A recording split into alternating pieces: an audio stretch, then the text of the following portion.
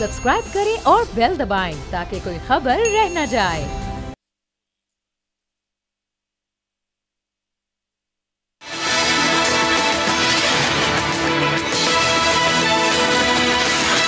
अस्सलामुअलैकुम। अब बात होगी मैं खुशामदीद, मैं हूँ महविश निसार। नाजरीन, मुल्की सियासत में जैसे जैसे इंतखाबात का वक्त करीब आ रहा है, इसी तरह सियासी मंजरनामे में भी बड़ी तब्दीलियाँ सामने आ रही हैं। इंतखाबात से कबल एवनफील्ड रेफरेंस में नवाज शरीफ की सज़ा कालादम करार दे दी गई और इस्लामाबाद हाई कोर्ट ने उन्हें बरी कर दिया। ये वही एवनफील्ड रेफरेंस था जिसमें नवाज शरीफ को 11 साल कैद बामुशक्कत, उनकी साहबजादी मरीम नवाज को 8 साल कैद बामुशक्कत, जबकि रिटायर्ड कैप्टन सफ्तर को 1 साल कैद बामुशक्कत और मजमूई तौर पर शरीफ फैमिली को 1 अरब 65 करोड़ के करीब जुर्माने की सजा सुनाई गई थी। दूसरी जानिब अगर बात की जाए तहरीक इंसाफ की, तो पीटीआई में भी इंतखाबात से कबल बड़ी तब्दीली आ चुकी है। बैरिस्टर गौहर अली खान बिला पाकिस्तान तहरीक इंसाफ के नए चेयरमैन मुंतखब हो गए हैं। साथ ही साथ पार्टी के दीगर अहम ओहदों पर तब्दीली के बाद नए नाम मंजर आम पर आ चुके हैं, लेकिन सियासी रहनुमाओं और तज्जियाकारों ने इस इंट्रा पार्टी की शफाफियत पर कई सवालात उठाए हैं। अकबर एस बाबर ने तो पीटीआई के इंट्रा पार्टी इंतखाबात को चैलेंज करने का ऐलान भी किया है और ये दावा किया है कि हाई कोर्ट के फैसले के बाद हम पीटीआई का हिस्सा और बानी रहनुमा हैं। पार्टी की सरबराही की जंग कब तक जारी रहेगी ये तो आने वाला वक्त ही बताएगा, लेकिन इलेक्शन कमीशन ने फिल वक्त नई हल्का बंदियों की हतमी फहरिस्त जारी कर दी है। नई हल्का बंदियों के तहत कौमी असम्बली की 6 नशिस्तें कम हो गई हैं। अब मुल्क भर से कौमी असम्बली की जनरल नशिस्तों के 266 हल्के होंगे। एमक्यूएम ने हल्का बंदियां मुस्तरद कर दी हैं और अदालत से रुजू करने का ऐलान किया है। एमक्यूएम सिंध की सियासत में इस बार काफ़ी सरगर्म नजर आ रही है और इंतखाबात में पीपल्स पार्टी का सफाया करने का दावा भी कर रही है, लेकिन पीपल्स पार्टी ने अपने 56वें यौम तासीस के मौके पर यह दावा किया है कि सिंध भी हमारा होगा और वज़ीर आज़म भी बिलावल होंगे। पीपल्स पार्टी और नून लीग में सियासी रस्साकशी जारी है। आज भी कोयटा में बिलावल भुट्टो जरदारी ने एक बार फिर नून लीग पर तनकीद के नश्तर बरसाए और कहा कि मुस्लिम लीग नून की सोच मुल्की मुफाद के लिए खतरनाक है। यहाँ पर सवाल ये उठता है कि पीपल्स पार्टी की जानिब से नून लीग पर तनकीद क्यों की जा रही है। मियां नवाज शरीफ मुसलसल बिलावल भुट्टो के निशाने पर क्यों है, इसका जवाब राना सनाउल्लाह ने दिया है। तो अब देखना यह है कि मुल्क का सियासी मुस्तकबिल नाज़रीन क्या होगा। नून लीग को मिलने वाला अदालती रिलीफ सियासी मंजरनामे में क्या तब्दीली लाएगा। तहरीक इंसाफ जो मुल्क में तब्दीली लाना चाहती थी, आज खुद बिल्कुल तब्दील हो चुकी है। क्या तब्दीली का ये सफ़र यूं ही जारी रहेगा या इस पर कोई स्टॉप या फिर ब्रेक लगेगी? इन तमाम तर सवालात पर बात करने के लिए हमारे साथ हमारे मौजूद मेहमान मौजूद हैं। महमूद मौलवी साहब, तैमूर तालपर साहब हमें ज्वाइन कर चुके हैं, सरवर बारी साहब हमारे साथ होंगे। तीनों मेहमानों को वेरी वार्म वेलकम। और गुफ्तगू का आगाज़ मैं करना चाहूँगी महमूद मौलवी साहब से। बहुत शुक्रिया। आप क्या समझते हैं जिस तरह से कि एक बार फिर से ये तंज़ो तनकीद का सिलसिला शुरू हो चुका है और अब जो रस्साकशी वाज़ेह तौर पर दिखाई दे रही है वो नून लीग और पीपल्स पार्टी के दरमियान दिखाई दे रही है और ये भी कहा जा रहा है कि नून लीग को अदालती रिलीफ दिया जा रहा है, तो आप क्या समझते हैं कि पाकिस्तान के सियासी मंजरनामे में आने वाले दिनों में क्या तब्दीली देखी जा सकती है? बिस्मिल्लाहिर्रहमानिर्रहीम। देखिए, आने वाले जो हालात नज़र आ रहे हैं वो ये इकनॉमी के लिए अच्छे नज़र नहीं आ रहे हैं, क्योंकि अगर मुस्लिम लीग नून और पीपल्स पार्टी में तनाज़ा रहेगा तो देखें ना स्टेबिलिटी नहीं आएगी। मेरा कहना यह है कि इन दोनों पार्टियों में इस्तेकाम आना पड़ेगा ताकि ये मुल्क आगे जाए, क्योंकि ये 2 बड़ी पार्टियां हैं, इसमें कोई शक नहीं है। और जहां तक ये बात कर रहे हैं कि देखिए PMLN को रिलीफ दिया जा रहा है, देखिए on the face of it तो हर आदमी को ये इसके ऊपर डाउट होगा, उसकी वजह कि इतनी तेज़ी से जो कानून अपना तकाजा पूरा कर रहा है, कानूनी तकाजा, काश ये ऐसे ही कानूनी तकाजा आम आदमी का अगर पूरा होता तो ये मुल्क कहां से कहां चले जाता। उनका भी, पीपल्स पार्टी का भी कहना ये है कि आम आदमी को भी इसी किस्म का कानून मिले। ये तो नहीं हो सकता है कि अशरफिया के लिए कोई दूसरा कानून और आम आदमी के लिए कोई दूसरा कानून। तो मेरे कहना ये है कि बिल्कुल ये इनको दोनों पार्टीज को बैठ जाना चाहिए और जो भी मसाइल हैं मैं कहूँगा कि आपस में बैठ के हल करें।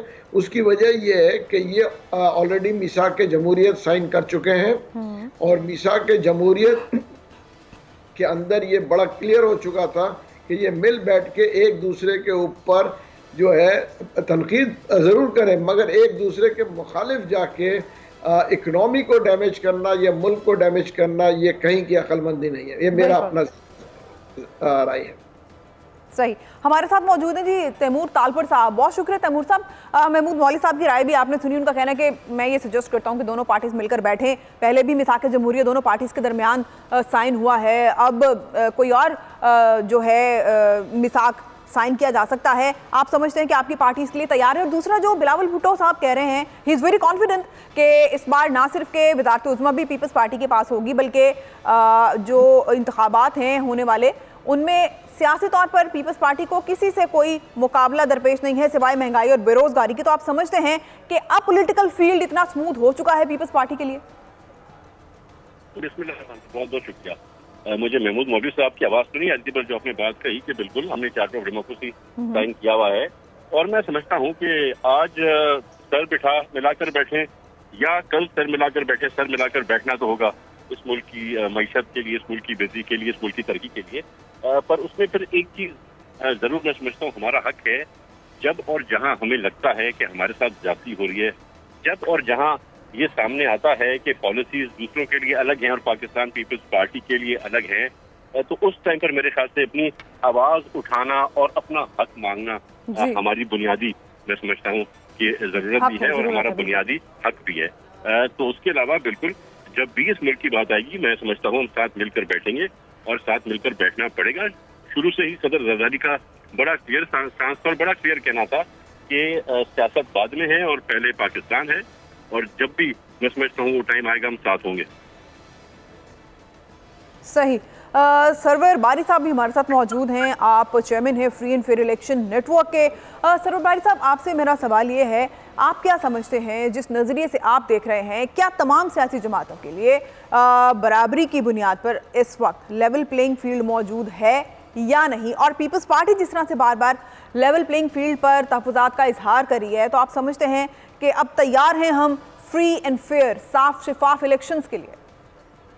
थोड़ी तस्दीक कर दूं, मैं साबका चेयरमैन हूं और मौजूदा चेयरमैन नहीं हूं कॉफन का। जहां तक आपका सवाल है, तो मैं समझता हूं कि हमारे पास काफ़ी शवाहद मौजूद हैं और इन शवाहद की फराहमी में इलेक्शन कमीशन ने और केयर टेकर गवर्नमेंट ने कोई कसर नहीं छोड़ी कि हम इस नतीजे पे पहुंचे कि पाकिस्तान में एक जमात के लिए लेवल प्लेइंग फील्ड बिल्कुल नहीं है, जबकि बाकी जो पार्टियां हैं, ख़ासतौर पर जो PDM की हुकूमत में कोलेशन पार्टनर्स थे, उनके दरमियान लेवल प्लेइंग फील्ड बिल्कुल मौजूद है उनके दरमियान। लेकिन PTI के लिए बिल्कुल, जैसे अभी उन्होंने कहा इलेक्शन कमीशन ने जो उन्होंने फैसला महफूज किया था तकरीबन 6 माह पहले, उसको ऐन उस वक्त अनाउंस किया है जब उसके ऊपर PTI बेहतर तरीके से अमल नहीं कर सकती थी। तो इसके अलावा बहुत सारी चीज़ें हैं, मतलब आपके सामने 90 दिन में इंतखाबात का ना होना, सुप्रीम कोर्ट का इलेक्शन कमीशन को कहना, पेशावर हाई कोर्ट का इलेक्शन कमीशन को कहना कि केयर टेकर गवर्नमेंट का बहुत ज़रूरी है कि वो लेवल प्लेइंग फील्ड तमाम पार्टियों को फराहम करे। तो हमें तबसरा करने की भी ज़रूरत नहीं है, क्योंकि अब तो ये बिल्कुल रोशन दिन की तरह वाज़ेह है कि पाकिस्तान में ये गालिबन बहुत अरसे के बाद जो लेवल प्लेइंग फील्ड है वो स्कूट कर दिया गया है। कुछ पार्टियों के लिए मुश्किल कर दिया गया है, कुछ के लिए बहुत राह हमवार है। तो मैं समझता हूँ पहली बात तो ये है, और ये हमें इसका असर जो है पाकिस्तान के अवाम के ऊपर बहुत पड़ेगा। और वो किस तरह पड़ेगा, अभी मौलवी साहब फरमा रहे थे कि वो पाकिस्तान की जो इकॉनमी है उसकी बहुत बुरी हालत है। अभी वर्ल्ड बैंक ने जो रिपोर्ट निकाली है, IMF कह रहा है कि जो गुर्बत है वो 40% से ऊपर लोग जो हैं वो सतह गुर्बत से नीचे चले गए हैं। महंगाई जो है वो 30% के लगभग है इस वक्त, और हमारी जो स्टंटेड ग्रोथ है बच्चों की 5 साल की उम्र तक के, वो भी 40% से ऊपर है। तो पाकिस्तान इस वक्त साउथ एशिया का सबसे बैकवर्ड मुल्क है सोशल और ह्यूमन डेवलपमेंट के लिहाज से। तो ऐसे हालात में ये अजीब लगता है कि ये कहना कि सारे सियासतदान इकट्ठे बैठे। देखिए, मुझे बताएं कौन सी पार्टी है जिसने दूसरी पार्टी के साथ कभी मिलकर हुकूमत नहीं की, चाहे वो MQM हो, चाहे वो ANP हो, चाहे वो JUIF हो। हर जो गवर्नमेंट रही है माजी में, उसमें वो शामिल रहे हैं एक दूसरे के साथ, लेकिन जो ही इलेक्शन के इंतखाबात का ऐलान होता है तो वो एक ऐसे लगता है एक दूसरे के दुश्मन है। मैं समझता हूँ वहाँ अवाम को के वोट को अट्रैक्ट करने के लिए वो लगता है कि एक दूसरे के बहुत ही मुखालिफ है, जैसे आजकल लग रहा है, लेकिन अभी चंद माह पहले तो वो इकट्ठे बैठे हुए थे। तो ये बात ये है कि इस वक्त तक पाकिस्तान की जो इलेक्शन कैंपेन पाकिस्तान में हो रही है, वहाँ पर पॉलिटिकल पार्टीज का मैनिफेस्टो, मंशूर, प्रोग्राम की कोई बात नहीं कर रहा। ना बिलावल साहब कर रहे हैं, ना PMLN वाले कर रहे हैं, ना MQM वाले कर रहे हैं, ना ANP कर रही है, ना JUIF कर रही है। तो अभी 2 माह तकरीबन रह गए बाकी पोल होने में, वोट डालने में, और अभी तक किसी पार्टी का मंशूर हमारे सामने नहीं आया। सही। तो पहली बात तो ये है कि पाकिस्तान की जो आने वाली हुकूमतें हैं, जो जाहिर है कोलिशन गवर्नमेंट ही बनेगी, किसी की वाज़ेह अक्सरियत नहीं होगी, तो क्या जमातें क्या पेश कर रही हैं अवाम के सामने, पाकिस्तान की खवातीन के लिए, पाकिस्तान के गरीबों के लिए, पाकिस्तान के किसानों के लिए, पाकिस्तान की मुआशी तरक्की के लिए, और पाकिस्तान के ऊपर जो अशराफिया का कब्जा है उसको कम करने के लिए पाकिस्तान की सियासी जमातों के पास क्या है? अभी तक वो अवाम कहने से तो बात नहीं बनेगी। अवाम को वाज़ेह ऐसा मंशूर देने की जरूरत है जिसके ऊपर अमल करने के लिए भी लाहे अमल साथ शामिल होना चाहिए। महज मैनिफेस्टो देना काफ़ी नहीं होगा इस दफ़ा। बिल्कुल बिल्कुल सही। अच्छा महमूद मौलवी साहब, आपसे मैं ये जानना चाहूँगी कि अभी तक जो सियासी लड़ाई, जो सियासी टग वॉर हम देख रहे हैं, उसमें ज़्यादातर जो मंजर आम पर हैं वो पीपल्स पार्टी है, नून लीग है, दूसरी जानिब ANP है और JUIF है। आपकी पार्टी सियासी लड़ाई में कहीं दिखाई नहीं दे रही, तो क्या आप लोग वाकई मुतमईन हैं फिर लेवल प्लेइंग फील्ड से? देखिए, हम जो है ना, हम इस मुल्क में इस्तेकाम लाना चाहते हैं और लड़ाई झगड़े से जो है इस मुल्क का कोई फ़ायदा नहीं होगा और किसी का भी कोई फ़ायदा नहीं होगा। हमेशा देखें सियासी जमातों को बैठ के टेबल के ऊपर डिस्कशन करके और इश्यूज़ पे बात करनी चाहिए, अवाम के इश्यूज़ पे और मुल्क के मेजर इश्यूज़ पे। देखिए, अवाम, जैसे मेरे भाई ने सही कहा, इस वक्त अवाम महंगाई में पिस रही है, अवाम के पास बेरोज़गारी में पिस रही है, मुल्क के माशी इश्यूज़ के अलावा दूसरे इतने बड़े बड़े इश्यूज़ हैं, हम उनको डिस्कस करें। देखिए ना, प्राइवेटाइजेशन एक इशू है, उसकी वजह यह है कि मुल्क की इकनॉमी जो है ड्रेन हो रही है जी। उन कौमी इदारों की वजह से जो कि नाकामयाब है या जो खसारे में है। मिसाल दे रहा हूँ, पाकिस्तान स्टील की आप हालत देख लें, PIA की हालत देख लें, पाकिस्तान रेलवे की हालत देख लें। नहीं महमूद मौलवी साहब, आपने फरमाया कि हमारी पार्टी का मकसद है मुल्क में इस्तेकाम लाना, तो इस्तेकाम तो जब ही आएगा जब आप इस क्यू का हिस्सा होंगे, इस लाइन में शामिल होंगे। आपकी पार्टी अभी मंजराम पर कहीं दिखाई नहीं दे रही, मंशूर भी बाकायदा तरीके से अभी तक सामने नहीं आया, तो इस लड़ाई को लड़ने के लिए तैयारी क्या है, मैनिफेस्टो क्या है? देखिए, एक चीज़ मैं बताऊं, देखिए हमारे मैनिफेस्टो ऑलरेडी आ चुका है, मंशूर भी हम जो है दे रहे हैं। देखिए हम क्या कह रहे हैं, बिजली की चोरी, लाइन लॉस होते हैं, हमारी बहुत से इदारों से बात हुई है, हम कह रहे हैं 300 यूनिट तक जो है, जो कंज्यूमर है उनको फ्री में बिजली दी जाए। वो कहाँ से देंगे? हम अपने जेब से नहीं देंगे। जो डिपार्टमेंट से वो कह रहे हैं लाइन लॉस को आप खत्म करें या 300 यूनिट दे दें, इससे ज्यादा लाइन लॉसेस हैं। आप इसमें वर्किंग करके कोई भी पार्टी देख ले, हम नहीं दे रहे, भले कोई भी पार्टी देख ले, ये लॉजिकल चीजें हैं, उसकी वजह इलॉजिकल बात नहीं कर रहे हम। देखिए जो है मजदूर, अगर जो है महंगाई इतनी हो चुकी है तो आप कैसे एक्सपेक्ट करते हैं कि 20,000 रुपए में लोगों का घर चले? तो मिनिमम वेजेस को बढ़ाना पड़ेगा। भले जो है देखिए जो है करेंसी जो है अगर डिवैल्यू नहीं भी करे तो चीज़ों को कंट्रोल तो करना पड़ेगा ना। सही सही। सरवर बारी साहब, आप क्या समझते हैं? आपने बहुत से इलेक्शन कैंपेन्स और इलेक्शंस की तमाम तर जो तैयारियां थी उनको लुक आफ्टर किया है, आपने ऐसी चीज़ें प्रैक्टिकली एग्जीक्यूट होते हुए कभी देखी कि 300 यूनिट बिजली फ्री दी जाए और 50,000 तनख्वाह हो, नौकरियां जनरेट की जाएं, जबकि हर पॉलिटिकल पार्टी जब इक़्तिदार में आती है या आवाम को वोट्स के लिए अट्रैक्ट करना होता है तो उनके नारे यही होते हैं? देखिए, पाकिस्तान में पहली बात तो ये है कि जो निजकारी की बात कर रहे हैं मेरे दोस्त, निजकारी का मामला जो है बिल्कुल हम उसकी मुखालफत करते हैं। पाकिस्तान के मजदूर जो हैं उसके खिलाफ है। मसला ये है कि आखिर इन अदारों को ठीक क्यों नहीं किया जा सकता।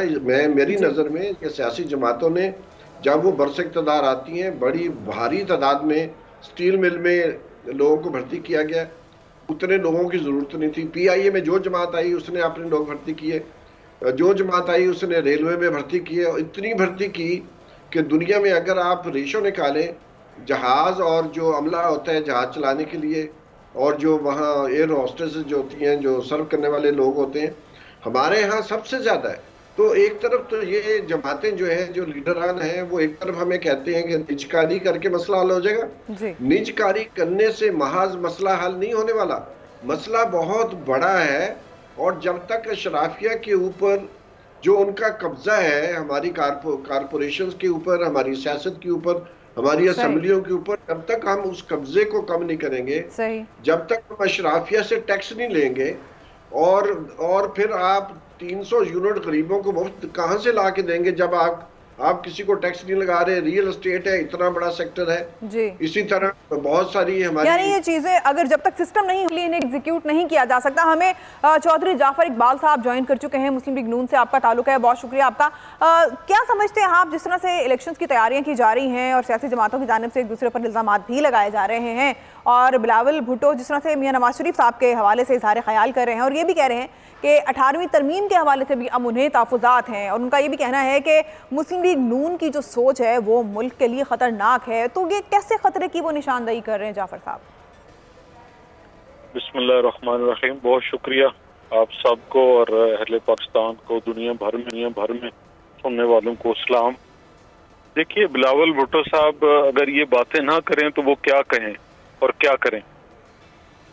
जब वो स्टेज पे खड़े होते हैं और खड़े होके अगर वो नवाज शरीफ के ऊपर तनकीद ना करें, उनकी तनकीद के जवाब में मुझे कहने की जरूरत नहीं है। आप जो दौराने गवर्नमेंट जो 1.25 साल की हुकूमत थी, बिलावल साहब की तकरीर उठा लें, देख लें, और फिर आपको पता चल जाएगा कि किसकी सोच खतरनाक है और किसकी सोच जो है वो बेहतर है।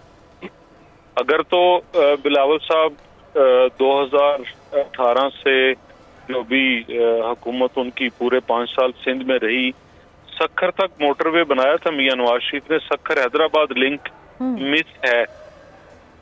मियां नवाज शरीफ की सोच ही से मोटरवे सक्खर तक पहुंचा और मियां नवाज शरीफ की सोच ही से हैदराबाद कराची मोटरवे भी बना। तो अगर ये सोच गलत है तो अहले सिंध को बता दें। इस पे ये भी एतराज करते हैं कि फिर मोटरवे जब बना रहे थे तो मुसावी बुनियादों पर पूरे मुल्क में बनाते, बलोचिस्तान में भी बनाते, केपी में भी बनाते, तो उन दोनों सूबे पे तवज्जो क्यों नहीं दी? तो वो तो ये पॉइंट भी रेस करते हैं।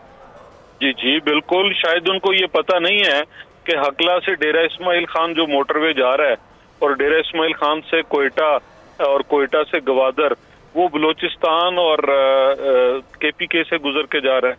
उन्हें ये भी शायद मालूम नहीं है कि जो M1 जिसे कहते हैं, शायद वो कभी गए नहीं KPK की तरफ, जो इस्लामाबाद से पेशावर तक बना है वो KPK के अंदर है, कहीं और नहीं है। कोस्टल हाईवे गवादर से कराची, किसने उसका आगाज किया, किसने उसका तखय्युल दिया? गवादर से जो तुर्बत और तुर्बत से पंजगूर और पंजगूर से आगे सक्खर तक जो मिला रहा है रास्ता, वो भी बिलावल साहब को नहीं पता कि बलोचिस्तान है, और ये भी नहीं पता कि वो PSTP से बना है, और ये भी नहीं पता कि उस वक्त नवाज शरीफ साहब वजीर आजम थे। और जो गवादर से कोयटा बना है ट्रैक, वो भी उन्हें नहीं पता कि गवादर कहाँ है और कोयटा कहाँ है और बलोचिस्तान कहाँ है। शायद उन्हें ये भी मालूम ना हो। शुक्रिया चौधरी जाफर इकबाल साहब, आपने दीगर मौजूद मेहमानों से गुफ्तगू के सिलसिले को आगे बढ़ाएंगे इस ब्रेक के बाद। हमारे साथ रहिए।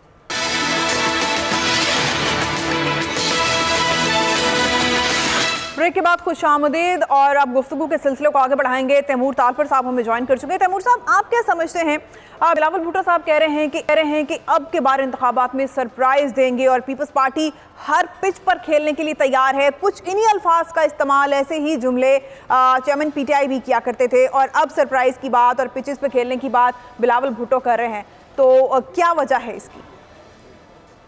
ये तो वो जो हमें जिस तरह का अवाम रिलीफ दे रही है, जिस तरह के अवाम हमारे साथ पेश आ रही है, जिस तरह से लोग समझते कर रहे हैं। आपने देखा जो सिंध में जलसे हुए हैं, उनकी तो बात करने की जरूरत नहीं हो, तो ऐसे जलसे कभी पाकिस्तान की हिस्ट्री में मेरे ख्याल से नहीं हुए, जैसे आप बिलावल साहब ने मिर्ची डिस्ट्रिक्ट में किया था जलसा। उसके अलावा पूरे जो जितनी जगह पे अभी तक गए हैं चेयरमैन बिलावल भुट्टो साहब KPK में, वो भी उस फुटेजेस आपके सामने हैं। प्लस उसके बाद अगर आप बात करते हैं तो बलूचिस्तान में सिर्फ 2-3 दिन का टूर, तो उसमें बहुत से इलेक्टेबल्स साबिका MNA, साबिका MPs, एक्स मिनिस्टर्स ने पाकिस्तान पीपल्स पार्टी ज्वाइन की है। उसी तरह से पंजाब में भी सिचुएशन बड़ी क्रिटिकल है। मैं समझता हूँ नून लीग जो वोट उठाना चाह रही है वो उठाने में कामयाब नहीं होगी।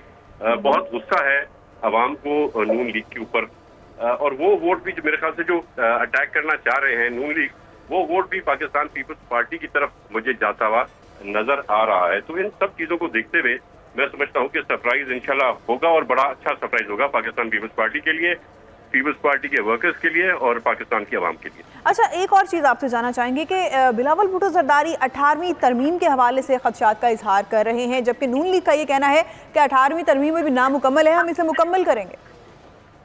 देखिए जी, ये जो खदशात हैं ये हमें नून लीग नहीं दिए हैं, ये बात भी नून लीग के ही किसी रहनुमा ने कही थी कि वो सोचेंगे कि 18th अमेंडमेंट के बारे में क्या करना है और कैसे करना है। तो अगर ऐसी बात ये करेंगे तो हमें जरूर खदशात होंगे, पर ये खुश आइन बात है कि उन लोगों ने इस चीज को क्लियर किया है।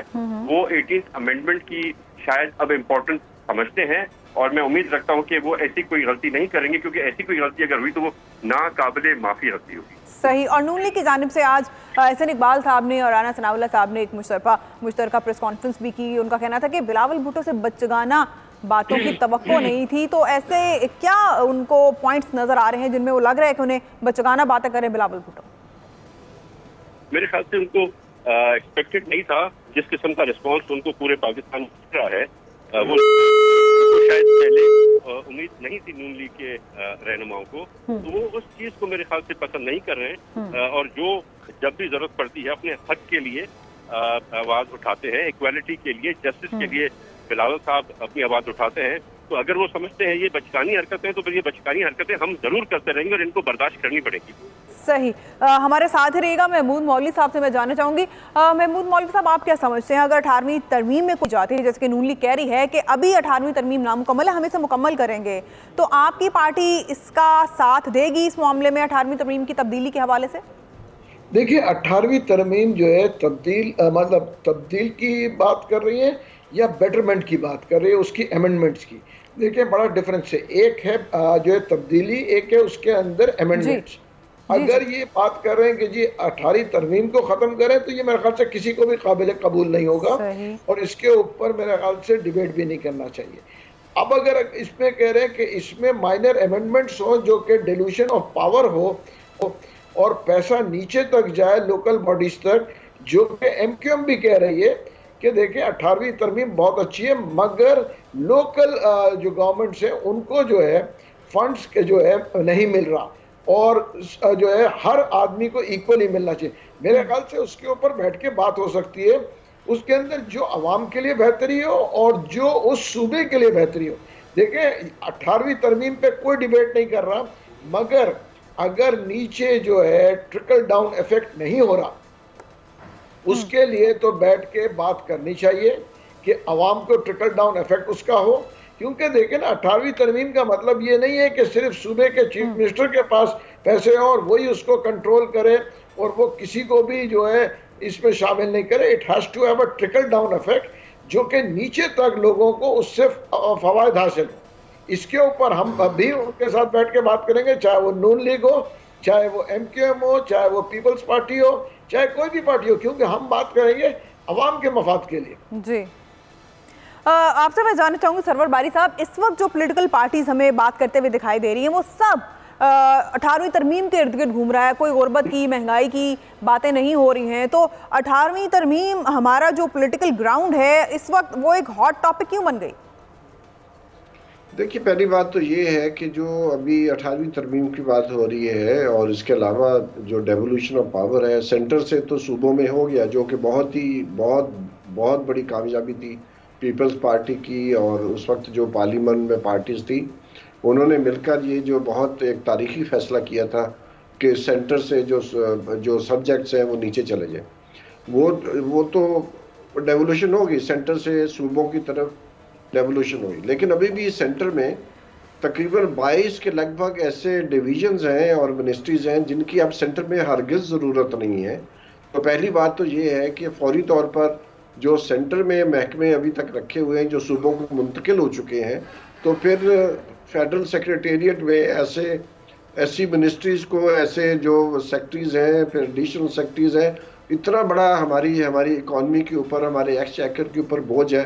पहला काम तो ये करना चाहिए कि ये सारी जो पार्टियां हैं वो वादा करें अवाम के साथ कि ये जो एक ब्यूरोक्रेसी का इतना बड़ा बोझ है पाकिस्तान की अवाम के ऊपर, वो ख़त्म करेंगे। और दूसरा जो सबसे अहम बात है कि जो लोकल गवर्नमेंट के इंतखाबात, जब कोई डिक्टेटर आता है तो वो करवाता है, लेकिन जब सियासी जमातें आती हैं, और मिसाक जमहूरियत का जो नुक्ता था, 10वां नुक्ता, वो यही था कि मजबूत डेमोक्रेटिक ऑटोनोमस जो है लोकल गवर्नमेंट जो है इंट्रोड्यूस की जाएगी। लेकिन हम देखते हैं ना ही पीपल्स पार्टी ने और ना ही पाकिस्तान मुस्लिम लीग नवाज ने 2008 के बाद जो भी हुकूमत आई उसने उसके ऊपर अमल दरामद नहीं किया। अच्छा। उन्होंने वायलेशन की है मिसाक जमहूरियत की, और पाकिस्तान का जो आर्टिकल, आइन का आर्टिकल है 148 कि उन्होंने इलेक्शन नहीं कराया जब तक कि सुप्रीम कोर्ट ने उनको ऑर्डर नहीं किया, तो इलेक्शन नहीं करवाए गए। और जब इलेक्शन करवाए गए, जो जिस किस्म का जो लोकल गवर्नमेंट एक्ट लेके आए उसको बिल्कुल आप समझे स्पाइनलेस, टूथलेस जो है लोकल गवर्नमेंट फिर तश्कील दी गई, ताकि जो चीफ सेक्रेटरी है या चीफ मिनिस्टर है वो उसको मुकम्मल तौर पर कंट्रोल कर सके। सही। तो पहली बात तो ये है कि जब तक हम लोकल गवर्नमेंट मजबूत नहीं लेके आएंगे, इलेक्टेड नुमाइंदों के ऊपर मुश्तमिल नहीं होगी, एम्पावर्ड नहीं होगी फिजिकली, तब तक अवाम के मसले हल नहीं होने वाले। सही। तो ये क्या मैं इन सब सियासी जमातों से मुतालबा करता हूँ कि वो कौन से ऐसे इक़दाम करेंगे जिससे पाकिस्तान की अवाम को ये कोई खुशखबरी वो दे सके कि किस तरह लोकल गवर्नमेंट को वो इम्प्लीमेंट करेंगे, ताकि बहुत सारे मामले जो जिसमें हमारे MNAs और MPs मुलव्वस रहते हैं, नालियों और गलियों का काम, बिजली के काम, ये उनका काम नहीं है। उनका काम है लेजिस्लेशन करना। तो मेरी बुनियादी बात यही है कि मजदूरों, किसानों, खवातीन और जो हमारे गली मोहल्लों के मसले हैं वो लोकल गवर्नमेंट को एम्पावर करें, और उसके लिए साहब आप फाफिन से वाबस्ता रहे हैं, वादा करें कि किस तरह अमल करेंगे, किस तरह अमल करेंगे, यही मैं आपसे जानना चाह रही हूँ। अगला सवाल मेरा इसी हवाले से है। दोनों बड़ी जमातें, पीपल्स पार्टी भी, नून लीग भी 3-3, 4-4 बार इक्तदार में आ चुकी है। अब तो अवाम ने PTI को भी इक्तदार में देखा, फिर जो तब्दीलियां हमने देखी वो भी सब जानते हैं। आप क्या समझते हैं कि इन तीनों पार्टीज में से, या फिर ओवरऑल जो पॉलिटिकल पार्टीज पाकिस्तान में इस वक्त, किस सियासी जमात की मकबूलियत का ग्राफ सबसे हाई है? देखिए, जितने भी ओपिनियन पोल हो रहे हैं अभी तक, और जो इंडिपेंडेंट राइटर्स हैं, आप जो अदारिये लिखे जा रहे हैं, जो कमेंटेटर्स हैं, स्कॉलर्स हैं, ऑप-एड ऑथर्स हैं, चाहे वो जाहिद हुसैन साहब हो या कोई और हो, एक चीज़ पे सब मुत्तफिक हैं कि PTI की पॉपुलैरिटी सबसे ज़्यादा है। ये तो कोई इसमें दो राय रही नहीं है। कम से कम सिंध को मैं नहीं कह सकता वसूख के साथ, लेकिन पंजाब और खैबर पख्तूनख्वा में सबसे ज़्यादा पॉपुलर पार्टी PTI है। लेकिन ये कि ये तो दूसरी जमातों के ऊपर है कि वो किस तरह अवाम के सामने अपने आप को पेश करते हैं। अगर बिलावल नवाज शरीफ को लाडला कहेगा और नवाज शरीफ बिलावल के ऊपर कोई हमला करेगा, तो उससे अवाम नहीं चलने वाले। अवाम तो चाहते हैं कि कोई जामिया प्रोग्राम जमातें दें कि किस तरह गुर्बत, महंगाई, नाबराबरी और जो जिसकी लाठी उसकी बहस वाली बात जो जब तक ख़त्म नहीं होगी, इंसाफ नहीं होगा मुल्क में, तो अवाम इस वक्त जो है वो बहुत नाला है कि जो 16 माह की PDM की हुकूमत थी उसमें जो लोगों के ऊपर तबाही बर्पा की गई है, महंगाई का जो तूफान हुआ है, जो बिजली के बिलों के खिलाफ लोगों ने अपनी नफरत का इजहार किया है। हम लोग गाँव में, किसी भी गाँव में जाएँ, लोगों से बात करें, कच्ची बस्तियों में जाएँ, तो लोग बहुत नाराज़ हैं कि जिस तरह इस वक्त अगर पाकिस्तान मुस्लिम लीग या पीपल्स पार्टी जो है सबसे पहले अगर अवाम से वोट लेना चाहती तो पहले तो माफ़ी मांगे अवाम से कि जो इक़्तिदार में रहकर PDM ने जो मुल्क की एक और साथ खेला है, जो पाकिस्तान की अवाम के ऊपर एक मुसीबत नाज़िल की है, तो पहले तो उसकी माफ़ी मांगे ना, उन्होंने गलत काम किए हैं। तो जब तक माफ़ी नहीं मांगेंगे आगे कैसे लोग एतबार कैसे करेंगे? 3-3, 4-4 दफ़ा ये पार्टियां बरसे इक़्तिदार रह चुकी है, और कुछ पार्टियां तो ऐसी हैं कि जो हर बरसे इक़्तिदार पार्टी के साथ कोलिशन में हिस्सादार रही हैं।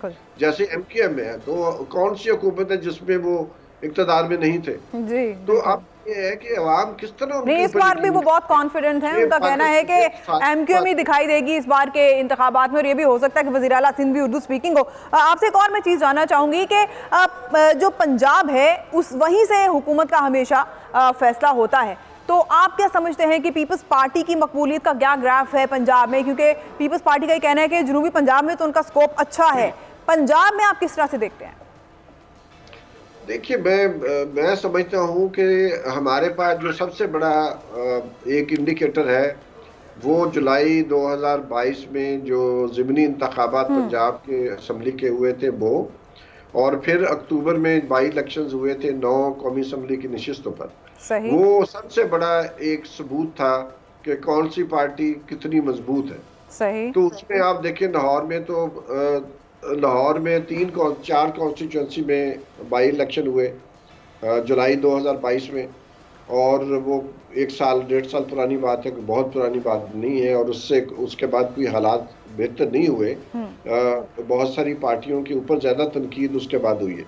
तो लाहौर से मुस्लिम लीग नवाज सिर्फ एक नशिस्त जीत सकी, अपनी 3 नशिस्तें वो हार गए, और पीडीएम की तमाम जमातों ने मिलकर इलेक्शन लड़ा था, लेकिन इसके बावजूद 19 में से तकरीबन आप समझे 17 नशिस्तों पर पीटीआई जीत गई थी। इसी तरह अगर आप देखें तो पीटीआई जो है वो कौमी असम्बली की जो 9 नशिस्तों में से 7 पर जीती थी। सही। तो अगर उसी को हम इंडिकेटर समझें, और मैं समझता हूँ कि बहुत सारे लोग ये समझ रहे हैं, और उसके बाद गैलप ने किए हैं सर्वे, इसके अलावा और भी बहुत सारी एजेंसीज हैं जो सर्वे करती रही हैं।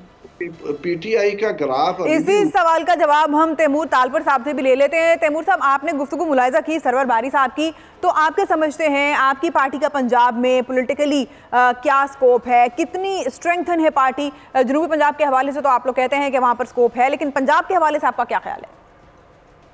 तो पंजाब में सिचुएशन बहुत अच्छी है। पंजाब में से कभी पीपल्स पार्टी आउट नहीं हुई थी, किसी तरीके से पीपल्स पार्टी को आउट किया गया था, और अब मैं समझता हूँ कि इस चीज में कोई कामयाब नहीं हो सकता, क्योंकि आवाम में जो पॉपुलैरिटी है बिलावल भुट्टो जरदारी साहब की, आवाम चाहती है कि एक नया चेहरा आए, नौजवान क़यादत आए जो मसलों को हल करे। मैं समझता हूँ आपने देखा भी होगा, जैसे पिछले हमारे जो बाई इलेक्शन हुए थे उसमें मुल्तान से भी शाहमूद कुरैशी साहब से जो है हमारे पाकिस्तान पीपल्स पार्टी के एक जाली सीट लेके आए थे, जो हमारे उससे पहले बाई इलेक्शन हुए थे उसमें भी बहुत जगहों पर बहुत अच्छे वोट पीपल्स पार्टी ने बाई इलेक्शन में उठाए, कहीं तो 2nd नंबर पे भी आई, पर मुकाबला हमने बड़ा जबरदस्त किया, हालांकि हालात साजगार नहीं थे।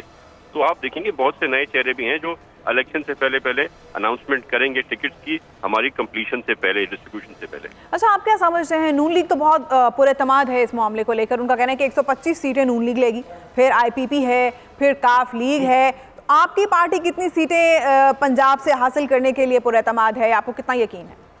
देखिए, कहने को तो बड़ी बड़ी बातें कोई भी कर सकता है, पर हमें बात वो करनी चाहिए जो कि जमीनी हकायक से मिलती जुलती हो।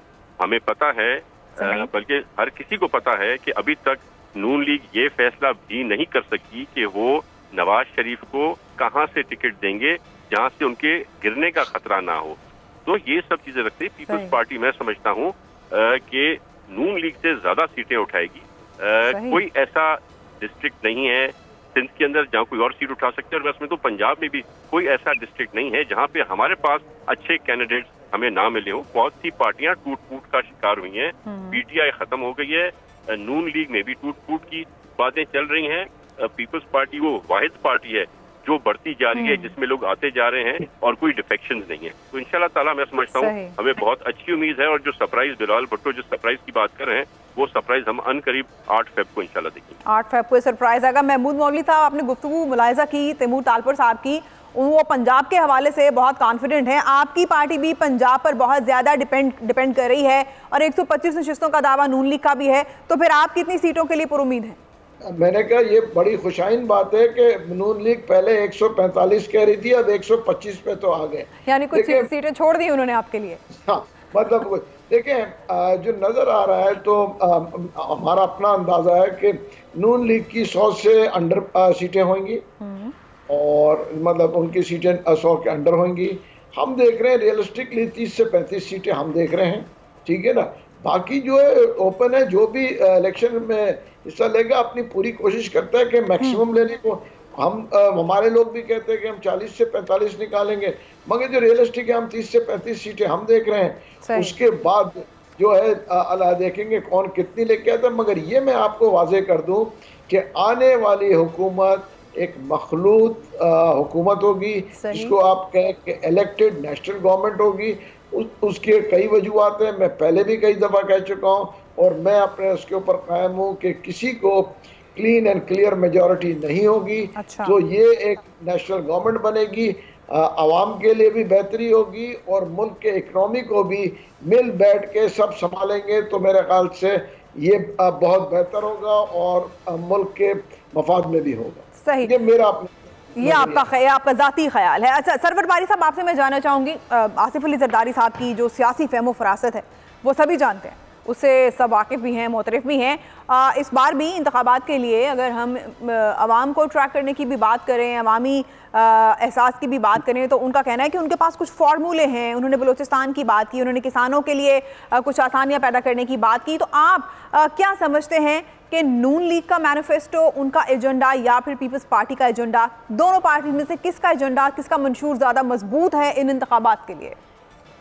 देखिए, अभी तक तो उन्होंने अपना जो मंशूर है 2024 के इंतखाबात के लिए वो पब्लिक नहीं किया, लेकिन जो मंशूर वो माजी में देते रहे हैं, अगर उसका कोई हम मैट्रिक्स तैयार करें कि जो मंशूर में लिखा था उसको किस हद तक उन्होंने याद रखा जब वो इक़्तिदार में आए, तो मैं अफसोस के साथ कहता हूँ, क्योंकि ये सिविल सोसाइटी के मेंबर होने के नाते और एक इलेक्शन ऑब्जर्वर ग्रुप से ताल्लुक होने की बिना पर कि पीपल्स पार्टी ने बहुत लंबे अरसे तक सिंध में रूल किया है, लेकिन इस वक्त जितने भी इशारे हैं तरक्की के, इंटीरियर सिंध और कराची की जो सूरत हाल है उससे ये लगता है कि पीपल्स पार्टी अपने जो माजी में उन्होंने मंशूर दिए थे उनके ऊपर बहुत बेहतर तरीके से अमल दरामद नहीं कर पाई। इसी तरह अगर आप PMLN का देखें तो पंजाब के अंदर जो है जो शरह तालीम है, जो शरह ख़वानगी है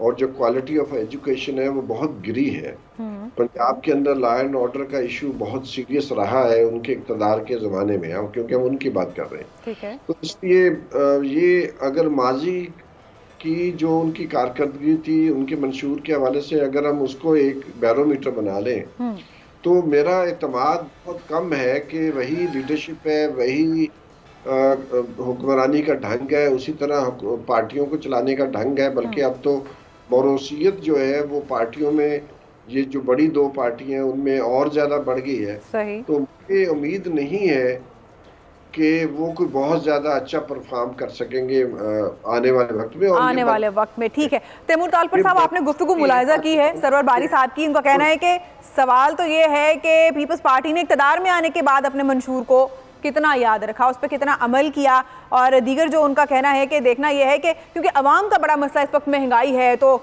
आप क्या समझते हैं, रोटी कपड़ा और मकान का नारा ज़्यादा मकबूल होने जा रहा है या वोट को इज्जत दो अवाम के लिए ज़्यादा अपीलिंग है? मैं समझता हूँ कि ये पाकिस्तान पीपल्स पार्टी की परफॉर्मेंस थी, जिस परफॉर्मेंस की बेसिस पर आज पूरे सिंध के अंदर कोई ऐसा डिस्ट्रिक्ट नहीं है जिसका चेयरमैन पाकिस्तान पीपल्स पार्टी का जाला ना हो, कोई ऐसा शहर नहीं है का चेयरमैन जिसका मेयर पाकिस्तान पीपल्स पार्टी का जाला ना हो। चाहे आप कराची की बात करें, आप हैदराबाद की बात करें, मीरपुर खास की बात करें, आप सखर की बात करें, तो यही वजह है कि आज कोई ऐसा शख्स भी नहीं है, कोई ऐसा सियासी शख्स नहीं है सिंध के सूबे में जो कि ना चाहता हो कि उसको पाकिस्तान पीपल्स पार्टी का टिकट मिले। ये हमारी मजबूरी है कि हमारे पास हर सीट पर विनिंग कैंडिडेट्स हैं, हमारे सारे कैंडिडेट विनिंग कैंडिडेट्स हैं और हम उनसे सीटें नहीं ले सकते। ऐसी 4 या 5 सीटें थी पूरे सिंध में, 6 मेरे ख्याल से सीटें थी जो कि हमारे खिलाफ कोई जीत के आए थे, वो इलेक्टेबल्स भी आज पाकिस्तान पीपल्स पार्टी के साथ है। महमूद मौलवी साहब, आप क्या समझते हैं, आप गुफ्तगू मुलाहिजा कर रहे हैं तैमूर तालपुर साहब की, आप मुत्तफिक हैं, आप सदर हैं सिंध से IPP के, क्या ये तमाम चीजें आपको ऑन ग्राउंड नजर आती हैं जिनका जिक्र तैमूर साहब कर रहे हैं? देखिए, बिल्कुल तैमूर साहब देखें अपनी पार्टी को रिप्रेजेंट कर रहे हैं, उससे वो अपनी बात कर रहे हैं कि जी वो जो है मेजॉरिटी लेके जाएंगे, मगर ऐसे मुझे नज़र नहीं आ रहा है कि वो मेजॉरिटी वो लेके जाएंगे, बिल्कुल वो ऑब्वियसली पीपल्स पार्टी सिंध में काफ़ी इन है, मगर आप शहर की जब बात करें तो इस वक्त कराची भी एक्टिव है और दूसरी पार्टीज भी एक्टिव है। ANP भी है, जमात इस्लामी भी है, TLP भी है, हम भी हैं। देखिए बहुत सारी पार्टीज है। GDA को आप रूल आउट नहीं कर सकते। Let's be realistic, last time भी इस टाइम GDA भी इफेक्टिव होगा। और जो है दूसरी पार्टीज कोशिश पूरी करेंगे, लेकिन इलेक्शन के रिजल्ट्स के हम आज से कोई बात नहीं कर सकते, अंदाजा कर सकते हैं कि कौन कितनी निकालेगा। अब जैसे पंजाब की बात कर रहे हैं, PMLN बिल्कुल पंजाब में ज्यादा मकबूल है। मेरा अपना राय है कि बनस्बत पीपल्स पार्टी के, पीपल्स पार्टी समझती है नहीं, अब जो है पंजाब में जो है मकबूल है। अभी KPK के अंदर ANP है, यानी ये तमाम सियासी जमातें अपनी अपनी कोशिश तो करी हैं, लेकिन अभी से कुछ कहना, फोरकास्ट करना कि इंतखाबात में कौन फाइनली मैदान मारेगी, ये कहना कबल अज़ वक्त होगा। मुझे इजाजत दीजिए, प्रोग्राम का वक्त खत्म हुआ। खुदा हाफिज़।